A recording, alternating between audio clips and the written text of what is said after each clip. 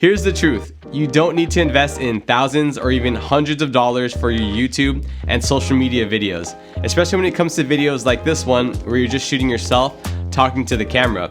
In fact, the two lights that I'm using to light up this video cost me only $81. And we're gonna break down how we can set up this kit in your own space. And beyond that, we'll teach you some lighting principles to get dynamic and soft lighting so that you can take some lights that you might already have or that you're gonna upgrade to in the future and apply those same principles. Let's start with what's included in the actual lighting kit. This is the Mount Dog Dual Lighting Kit, and for $81, you're not just getting the lights, but you're also getting the stands, the soft boxes, and a couple of remotes to control the intensity and the color temperature. It's got everything that you need in one carrying case. Now, in order to get the best out of these cheaper, smaller, less powerful lights, your framing is gonna need to be a lot closer. So for example, this video that I'm shooting on myself right now is only from the chest up. And the reason is that smaller lights produce harsher shadows and less flattering light. And in contrast, the bigger the light source, the softer the shadows are gonna be, and the more flattering it's gonna be on your subject. So it begs the question, how do you get a smaller light like this to be larger?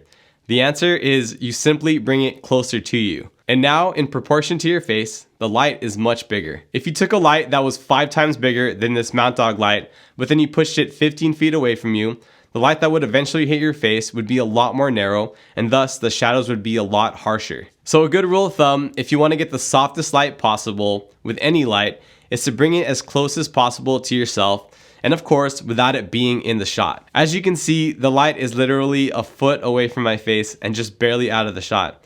You can also see that it's about at a 45 degrees to the side.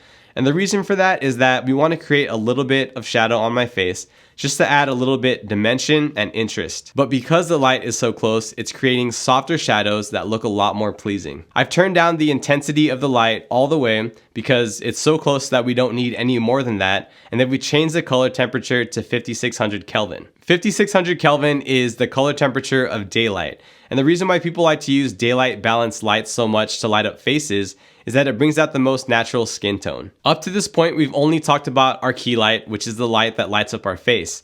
But we still have another light in our kit that we can use to light up the entire space. And the reason that you want to light up the space is that it's going to create a more well-balanced image, and it's going to create a lot more dimension, interest, and dynamics to the shot. So I'm going to turn off the second light just to show you what it looks like without it on.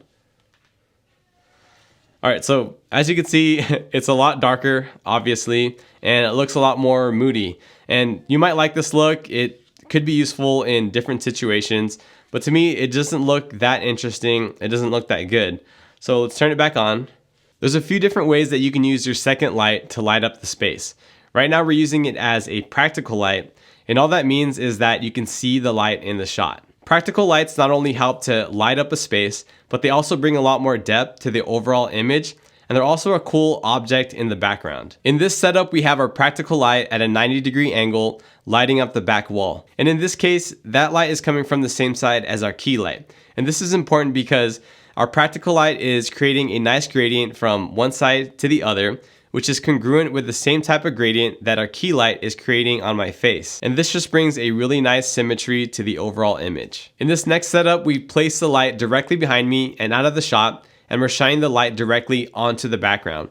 And this creates a really nice accent light and sort of a radial gradient that's helping to frame me, the main subject, in the center. And again, this helps to separate me from the background instead of all of it just falling into darkness, and it creates a lot more interest, it looks a lot more pleasing, and a lot more dynamic. And again, here's a quick before and after with the light off and with the light on. And in this last setup, we're using our second light as both a practical light and now also as a rim light by placing it on the opposite side of our key light and behind us. And now with the light over here, it's creating this rim of light on the back of our head and on our shoulder to help separate us from the background, to create more depth, create more dimension, just like the other setups do. And as you can tell, we've also changed this light to a warmer tungsten light. And what that does is it creates a nice contrast between our key light, which is a lot cooler, and now this light, which is a lot warmer. And that just creates a lot more dimension and depth to the shot. And of course, you can always change that second light back to a daylight balanced look